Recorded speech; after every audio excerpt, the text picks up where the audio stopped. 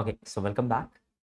So now we're going to discuss one of the most advanced pattern printing question that gets asked in interviews, which is to print a pyramid, okay, Egypt pyramid. So let me actually give you the pattern. So pyramid, okay. So it looks like this. I hope you are familiar with pyramid, right? Now, before even I start this, I would request you to actually practice this at least 3 times, because each time you will practice this, you'll understand the depth of this question. Okay, how beautiful observation based question this is.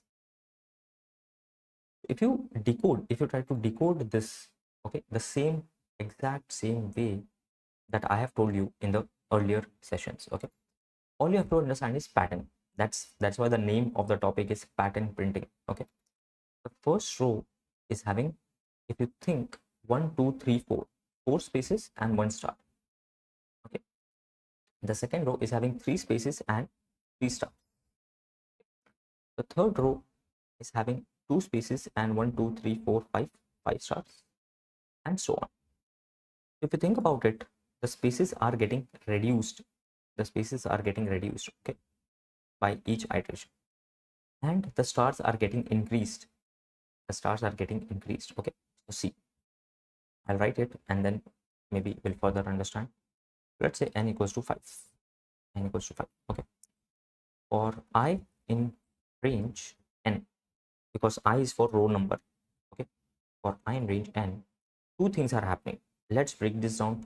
Let's break this problem down into two parts: printing some spaces and then printing some stars.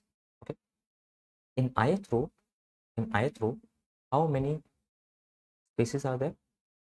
If you think about it, four, three, two, one, 0. So there are n minus I spaces. N minus I spaces. I starting from 1. Okay, so 1 2 n plus 1 we should go. You can adjust the code accordingly. So I'll simply say, for j in range n minus I, print star. If I go by nested loop, print space and end with nothing. Okay, again, I know that after looking at the string repetition concept, this looks unnecessary, but believe me, you should know both. Okay, that's my responsibility to tell you that you should actually know both in interview. Okay, yeah, once you understand this, then you can use the shortcut. Okay, that's fine. Okay, so we have done for j in range n minus I. Print this. Okay, now what to do? So once we have printed the respective number of spaces, all we have to do is we have to print the star. How do we print the stars? Is there any pattern? Let's see. In first row there is one star. In second row there are three stars. Wow. In third row there are five stars. So do you see the pattern? In ith row there are 2 into I minus 1 stars. Okay, so you have to always understand this generalized thing. For j in range, 2 into I minus 1, 2 into I minus 1, you will simply print a star and then end it with nothing, because you want it one beside another. That's it. And before you move on to the next row, you have to actually go to the new line, right, to move to the next row. So this code is a very, very, very advanced variant of writing nested loop code.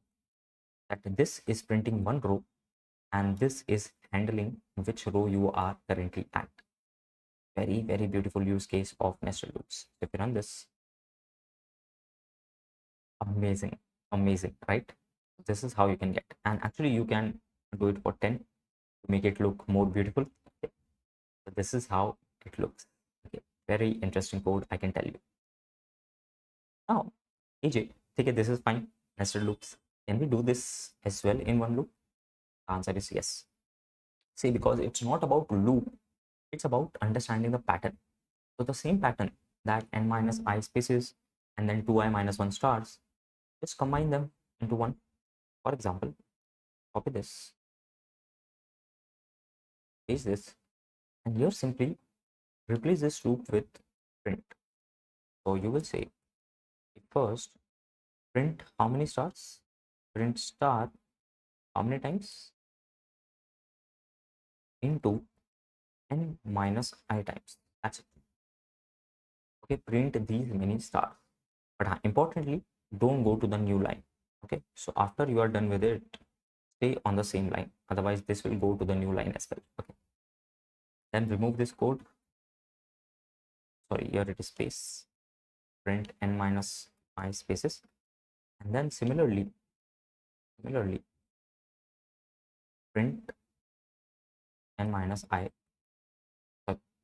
Print 2I minus 1, 2 into I minus 1 stars.